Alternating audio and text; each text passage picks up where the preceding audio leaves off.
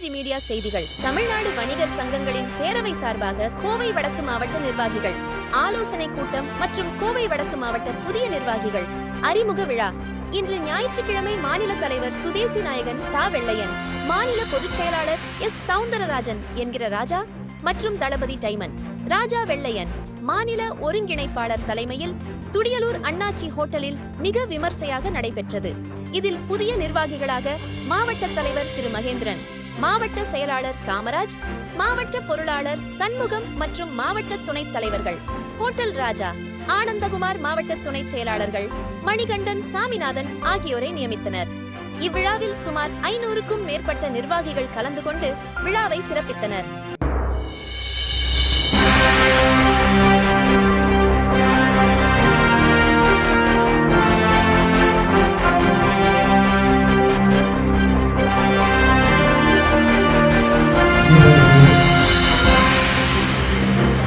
கோவையிலிருந்து வருகின்ற பத்தாம்பரை வணிக சங்க நிர்வாகிகள், மதுக்கரை ஒன்றிய வணிக சங்க நிர்வாகிகள், கோவை மாவட்ட வணிக சங்க நிர்வாகிகள், தளபதி சங்கத்தின் நிர்வாகிகள், திருச்சி அனைத்து வணிக சங்கத்தின் நிர்வாகிகள் மற்றும்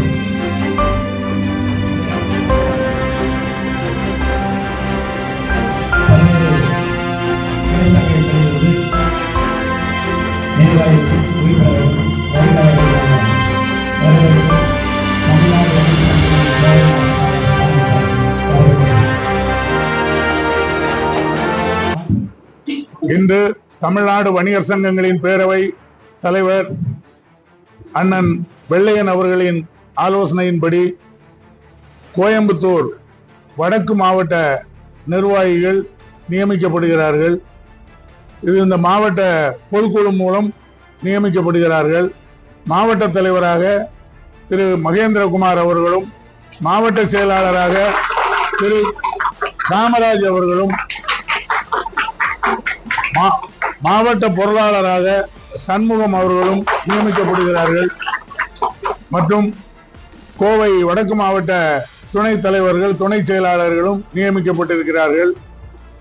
நண்பர்களே, இன்று தமிழ்நாட்டில் ஸ்ட்ரீட் சர்வே என்ற பெயரில் ஜிஎஸ்டி அலுவலர்கள் ஒவ்வொரு தெரு முழுவதும் சாலைகளில் ஆங்காங்கே ஜிஎஸ்டி நம்பர் வாங்கியிருப்பவர்களை கணக்கெடுத்து வருகிறார்கள். அதில் குறிப்பிட்ட சில உதாரணத்திற்கு கார் வாடகைக்கு நிறுத்துமிடம் வைத்திருப்பவர்கள் 20 லட்சம் ரூபாய் வரை வருமானம் இருந்தால் அவர்கள் ஜிஎஸ்டியில் ரிட்டர்ன் தாக்கல் செய்ய வேண்டியதில்லை. ஆனால் அதற்கும் நீங்கள் பதிவு செய்யவில்லை என்றால் அபராதம் வரும் என மிரட்டுகிறார்கள். அதே நேரத்தில் தமிழகம் முழுவதும் ரவுடிகளின் தொல்லை அதிகமாகி இருக்கிறது. பல்வேறு மாவட்டங்களில் நாங்கள் வணிகர்கள் தாக்கப்பட்டு வருகிறார்கள். தமிழக அரசிடம் நாங்கள் ஏற்கனவே சம்பந்தமாக முறையிட்டு கோரிக்கை வைத்திருக்கிறோம். இதே நிலை தொடர்ந்தால் தமிழ்நாடு வணிகர் சங்கங்களின் பேரவை சார்பாக ரவுடிகள் தொல்லை, மின்கட்டண உயர்வு, சொத்து வரி உயர்வு போன்றவைகளுக்காக தமிழ்நாடு வணிகர் சங்கங்களின் பேரவை சார்பாக ஆர்ப்பாட்டம் நடத்த வேண்டிய சூழ்நிலை ஏற்படும் என்பதை இந்த நேரத்தில் தெரிவித்துக் கொள்கிறேன். வணிகர் சங்க பேரவை நிறைய இல்லை. வணிகர் சங்க பேரவைங்கிறது தமிழ்நாட்டில் ஒண்ணுதான். இதுதான் பழைய சங்கம். முதல்ல வணிகர்களுக்காக உருவான சங்கம் தலைவர் வெள்ளையன் அவர்களால் உருவாக்கப்பட்டது. இதுல நாங்க தொடர்ந்து எந்த அரசியல் கட்சிக்கும் ஆதரவும் கிடையாது, எதிர்ப்பும் கிடையாது. நாங்கள் எப்பொழுதும் நடுநிலையாக தான் நடந்து கொண்டு வருகிறோம். இப்பொழுது இந்த ரவுடிகள் தொல்லை, ஜிஎஸ்டி அலுவலர்கள் தொல்லை, இந்த மாதிரி தொல்லைகளில் இருந்து வணிகர்களை காப்பாற்ற நாங்க போராட முடிவெடுத்திருக்கிறோம். கொடுத்திருக்கோம். ஏற்கனவே கோரிக்கை மனு அனுப்பியிருக்கோம்.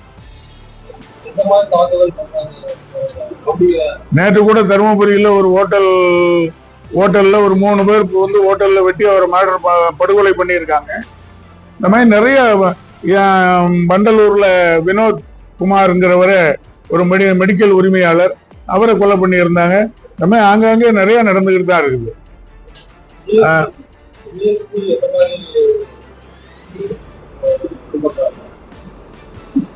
ஜிஎஸ்டி வந்து 1/7/2017 அறிமுகம் பண்ணாங்க.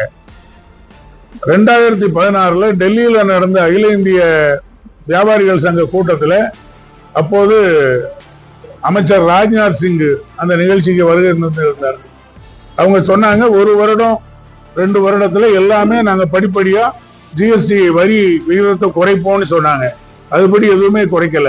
ஆனால் அதற்கு மாறா என்ன பண்றாங்கன்னா, ஏற்கனவே 500 கோடி ரூபாய்க்கு மேல பிசினஸ் பண்றவங்க இன்வாய்ஸ் போடணும், அதை 200 கோடி ஆக்குனாங்க. அதுக்கப்புறம் 50 கோடி ஆக்குனாங்க. இப்போ கடந்த வருடத்துல இருந்து 5 கோடி ரூபாய் மாத்திருக்காங்க. இதெல்லாம் வணிகர்களுக்கு தொல்லைப்படுத்தக்கூடிய செயல்.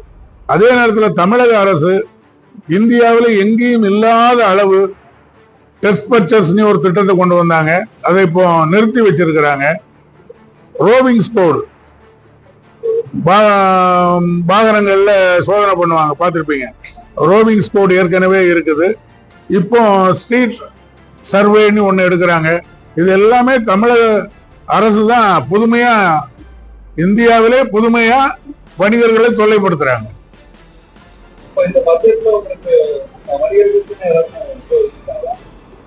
வணிகர்களுக்கு இந்த பட்ஜெட்ல இது இல்லை. தொழில் முன்னேறும்னு பொருளாதார நிபுணர்கள் சொல்றாங்க. ஆனா வணிகர்களுக்கு எந்த வரியும் குறைக்கல.